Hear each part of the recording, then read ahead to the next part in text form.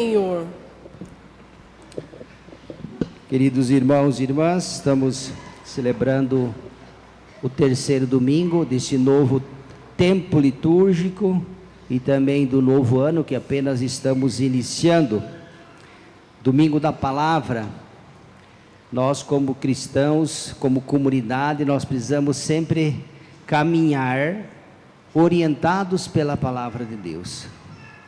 A vida comunitária, ela deve ter normas, deve ter orientações, ela precisa ser pautada numa conduta. Não basta apenas nós caminharmos, é preciso caminhar conforme Deus nos pede, né? Senão nós corremos o risco de nos dispersar na caminhada. Quando cada um caminha para um lado, ou caminha segundo os seus critérios, a comunidade sofre. E é o que estava acontecendo na segunda leitura, na comunidade de Coríntios. Já vamos chegar lá, né? Mas vamos ver no Evangelho aqui. Lucas, como evangelista, ele não fez parte do grupo dos 12.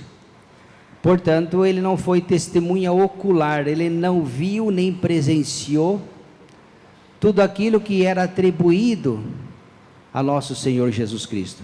Diferente dos apóstolos, que foram testemunhas oculares, portanto, pessoas fidedignas, né? Eles viram, presenciaram, acompanharam Jesus. Então ele está escrevendo a um amigo seu, né? Teófilo, se chama amigo de Deus, e o evangelista quer ser o mais fiel possível. Como ele não participou, não pôde presenciar, não foi testemunha ocular, diz ele aqui, que muitas pessoas tentaram escrever a história dos acontecimentos, de tudo aquilo que aconteceu e de tudo aquilo que foi transmitido desde o início, desde o princípio. Os testemunhas oculares dos acontecimentos. Então ele faz um estudo criterioso e após um estudo, após consultar as fontes, né, as testemunhas oculares, ele também escreve um livro a respeito para ensinar as comunidades e também para esse seu amigo, para que possa ser um instrumento eficaz de evangelização. E aqui ele começa narrando, né, a vida de Jesus, né? Ele vai para a Galileia com o Espírito Santo, a sua fama vai se espalhando por toda a redondeza, ensinava nas sinagogas e todos elogiavam. Até ele entrar no templo, né? Quando Jesus entra no templo no dia de sábado, deram-lhe para ler uma passagem do profeta Isaías. E quando eles abrem o livro para Jesus, até então eles não sabem que Jesus é o Messias, né? Eles estão ainda esperando o Messias vir. E nessa leitura do profeta Isaías, abrindo o livro, Jesus leu esta passagem, que diz, a passagem que Jesus vai ler, falava sobre a vinda do Messias. Jesus é o Messias. Diz, o Espírito do Senhor está sobre mim, porque me consagrou com a unção, para anunciar a boa nova aos pobres, para proclamar a libertação aos cativos, aos cegos a recuperação da vista e para libertar os oprimidos. E depois no final, após ler essa passagem, fecha-se a escritura e diz, hoje se cumpriu esta passagem da escritura que vocês acabaram de ouvir. Ou seja, a passagem da escritura fala a respeito do Messias. Jesus é o Messias. Então Jesus é o cumprimento da lei. Jesus é aquele que realiza tudo aquilo que os profetas falaram a respeito da vinda de Messias, se concretiza na pessoa de Jesus Cristo. Depois, na segunda leitura, né, a carta de São Paulo aos Coríntios. Os apóstolos na época deles, conforme eles iam passando, eles iam constituindo as comunidades, deixando seus líderes, seus coordenadores, permaneciam um tempo. Depois, quando eles viam que a comunidade já conseguia mais ou menos caminhar com as próprias pernas, eles iam para outros lugares e ali faziam o mesmo processo de constituir, organizar a comunidade. Se com a presença do pastor já tem problema, imagine sem pastor, né? Uma comunidade que não tem pastor é um caos. Já com o pastor não é fácil, imagine sem pastor.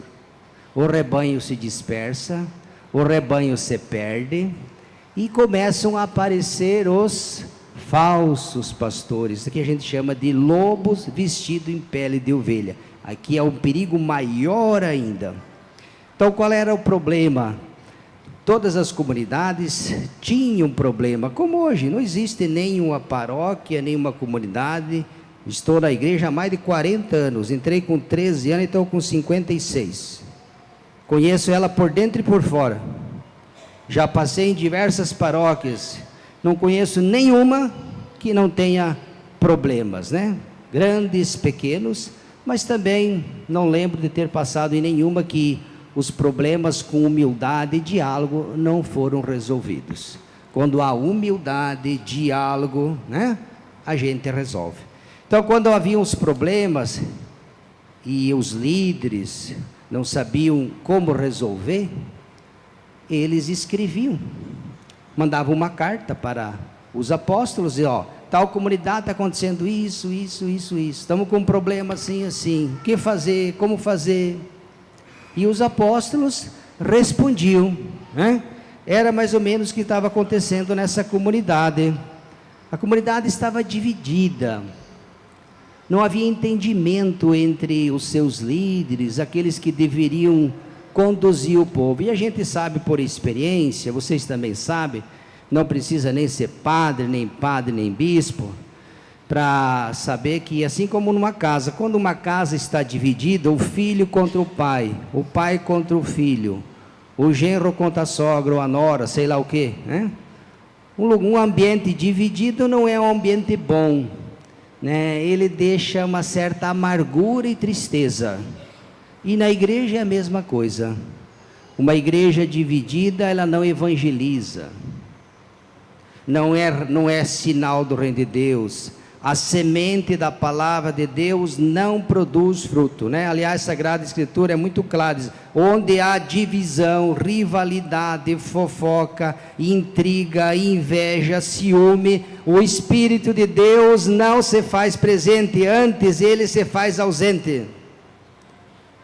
Ali só fica o humano, o divino se despede, tchauzinho. E é o que estava acontecendo na comunidade. Havia divisões, rivalidades. E por quê? Porque uns se achavam melhor do que os outros.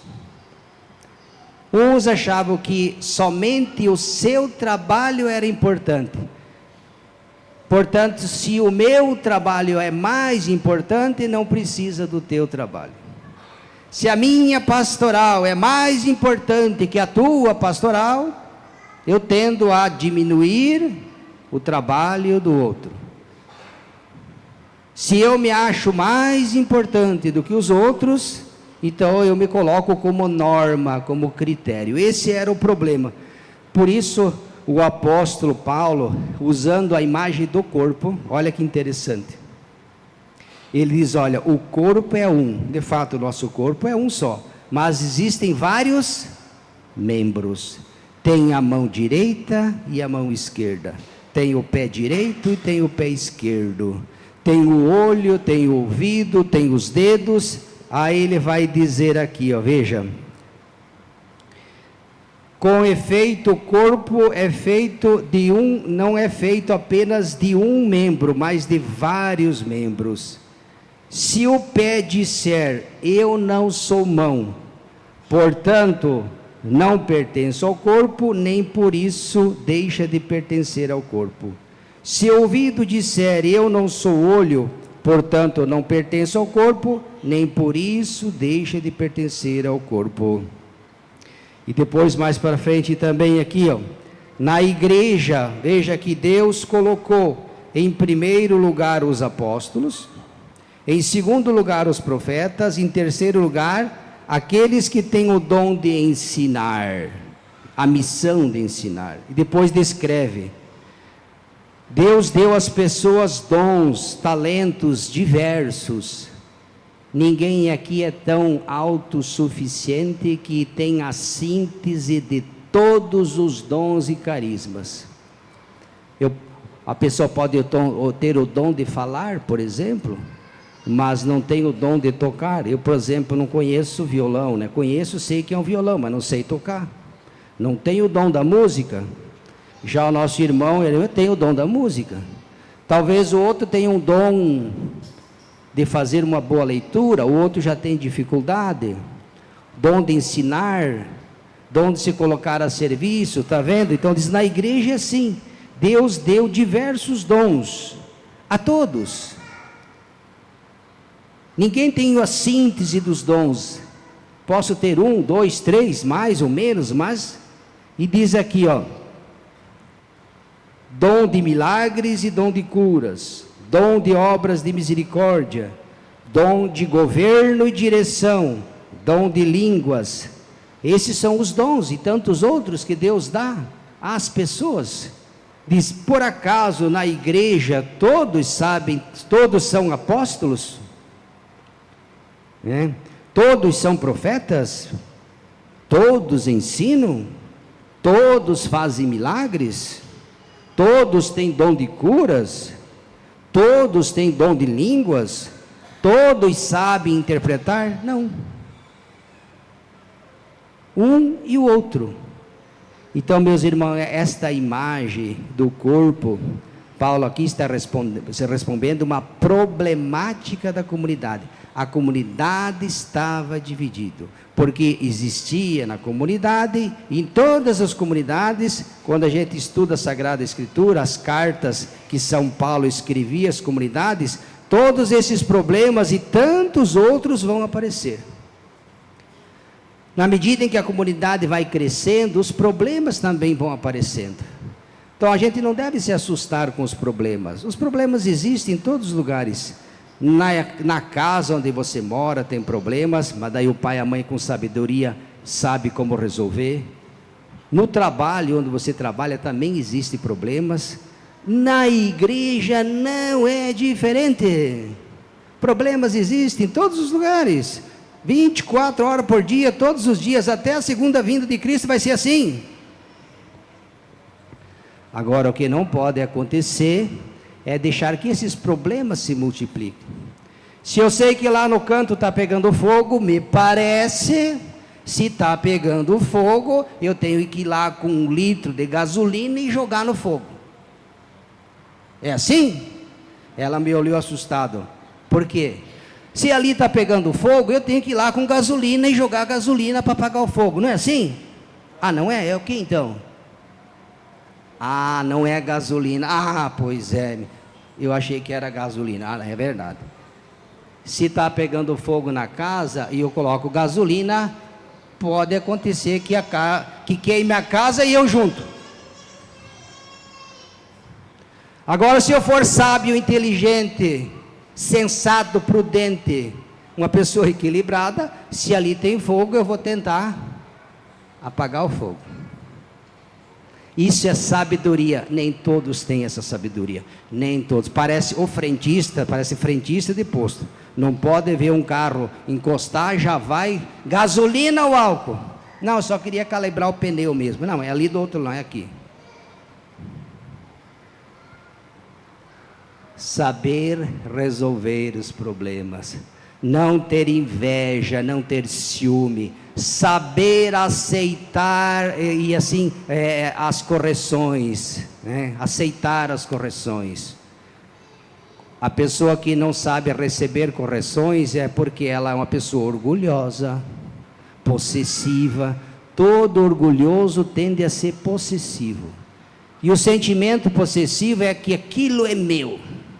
Então qualquer observação, qualquer crítica construtiva, ela entende ele como um afronto à sua pessoa, à sua autoridade, que não tem nenhuma, mas acha que tem.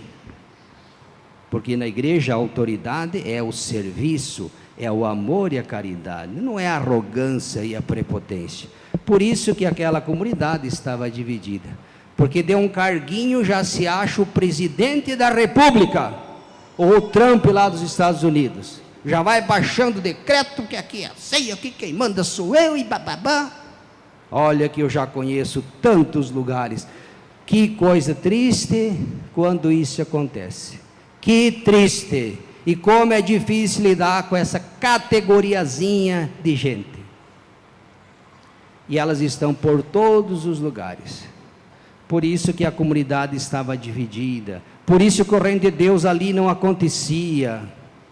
A semente não produzia fruto. Porque onde há esse espírito competitivo, o Espírito de Deus diz tchauzinho, até logo mais. Quando vocês se converterem e mudarem, eu volto novamente. Mas vocês fiquem com as briguinhas, as rencas de vocês por aí, que eu tenho mais o que fazer.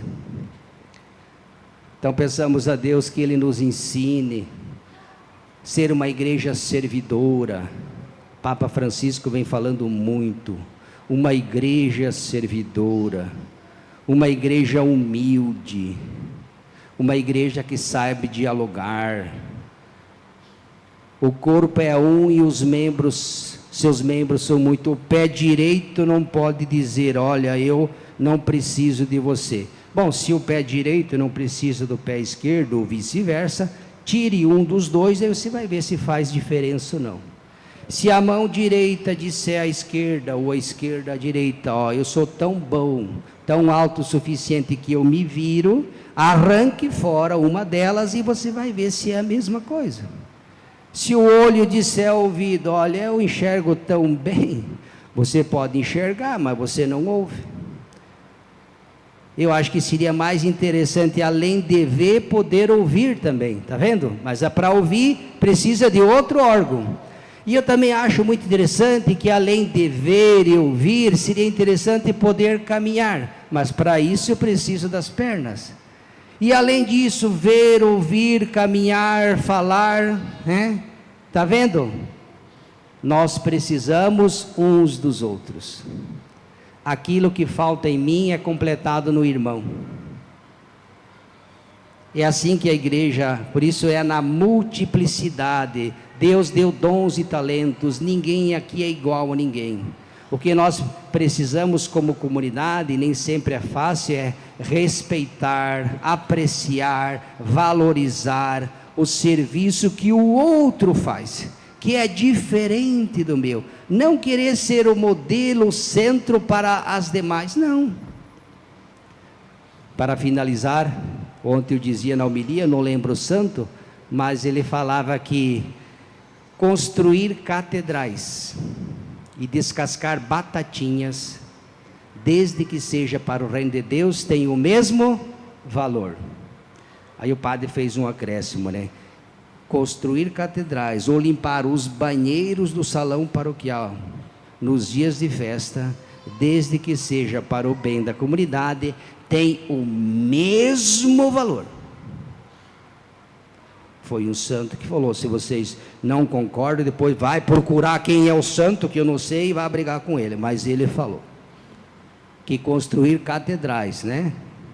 O Vaticano, a igreja do Vaticano, magnífica, e descascar batatinha lá na cozinha do salão, para um dia de festa da paróquia, perante Deus tem o mesmo valor.